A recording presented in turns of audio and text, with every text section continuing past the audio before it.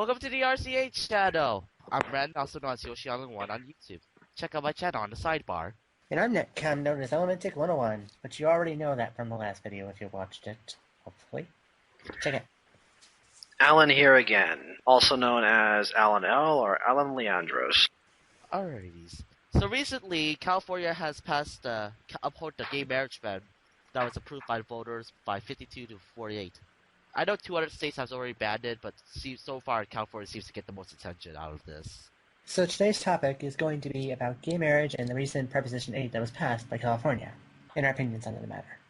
52 to 48. That's a pretty close call, pretty even split. Now, if it only had gone a little bit differently, the entire thing would have been different, and we wouldn't even be talking about this at the moment. Hey, it was better 9 years ago at least. Proposition 22, which banned gay marriage by a landslide. Landslide, how exactly? What was the difference? If gay marriage got banned by a landslide back then, and it's a pretty even split now, I've noticed that things have been getting more and more accepting all over the country. I think there's a trend here. What do you want to bet in the future? It could be a landslide the other way, passing it. How exactly? They're going to try again in 2010. That's a 2-year wait. Are you sure about that? Do we really need to wait 2 years for something like this to be decided again in court? What if we lose it again? It's not in the courts this time. It's going to go by the voters. Like it should have been in the first place. But again, gay marriage was legalized in the first place in 2008 by the courts, but it was 4-3, so that kind of raised some doubts. Doubts? How exactly? Well, it was almost like a pretty split vote by the courts also last time. Go figure.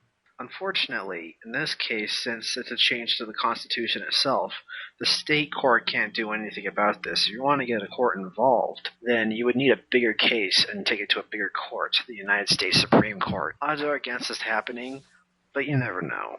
Well, it could be possible if we take the right measures and such. But like Alan said, it's very impossible. It could happen, though, because it seems like no state's going to do it. Probably California will go for it. So, why exactly did this Proposition 8 get passed anyway? How did it all start? That's what I'd like to know. Well, here's how it got started, because in the California Constitution, it can be changed by the people by the initiative. Basically, you can just have people petition and then have a 50% plus 1. 51%? Well, that's not much.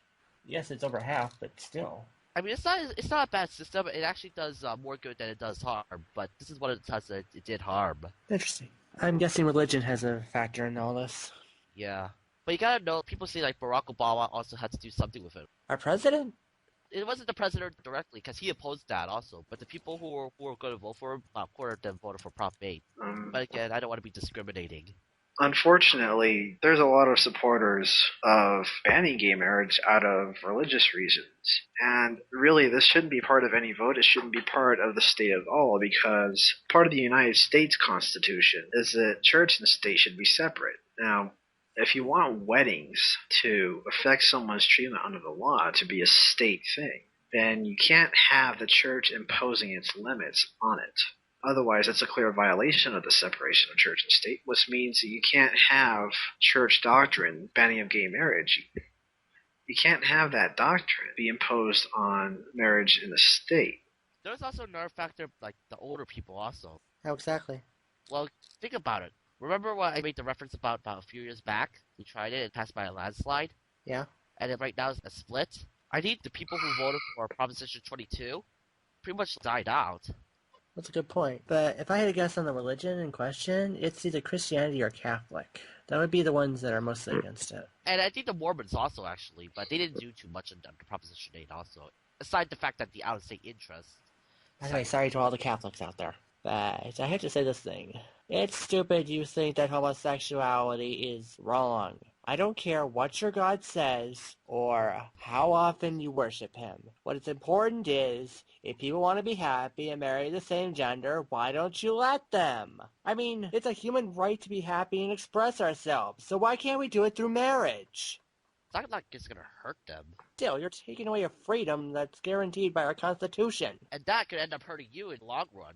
And I have to say, as a matter of individual rights in general, if I have a boyfriend and I want to marry him, then Shouldn't I have the right to do so? Because, as mentioned earlier, it doesn't matter whether you are someone who's an advocate trying to defend the rights of those who are oppressed, or whether you consider yourself a guardian of tradition, someone who wants to uphold the Constitution. If you want to uphold the Constitution, then you also have to respect the separation of church and state that's in the Constitution as well. And I say, if there's no real reason, if I'm not hurting anyone by marrying someone who I like who happens to be the same gender, then what right does someone across the lane, someone across the city, have to tell me just because their religion says I can't that they're going to stop me? If someone tried to tell me that I couldn't face to face, I would probably ignore them. I don't see why the state shouldn't ignore it either. And again, we can also say, okay, your religion is illegal to worship then. We could just do that also. Actually, we can't. Religion is guaranteed by the Constitution. They have the right to use religion. Yeah, but remember, in reality, we can actually remove it. Well, that would be a huge uproar because that's been one of the founding freedoms we have since America was created. But it could still happen. No, can't. Maybe a little bit? Hey, still, it could happen. I think the point that Pikachu is getting at is that if people are going to discriminate against each other based on their orientation, whether they're homosexual or not, then wouldn't it be similar to discriminate on people based on their religion? I mean, if you're going to say it's a choice, you could just as easily say your religion is a choice. It's just true. Your religion actually is a choice. You can choose how to worship it, who to worship, what books you read, such like that. So, you know what? Why don't we actually ban religion sometime? I would see how you like it. If you're going to take away happiness that some people want to express through marriage just because they're homosexual, why don't we do the same thing to your religion and see how you like it? Sorry, I had to say that. And remember, separate ain't equal. You get to say, oh, they are in civil unions and domestic partnerships. They have the same rights.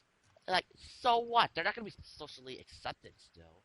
Yeah, it's more like separate but unequal. If you want to say that these unions and these marriages are separate but equal, you remember what happened last time we tried that whole separate but equal crap? Let's see, last time we tried that, we had separate white and black facilities. Oh yeah, the segregation age. I remember that. Separate schools, separate drinking fountains, separate bus stations, etc. That basically started a huge civil rights movement, actually. But this isn't the topic for it, so you can go on now.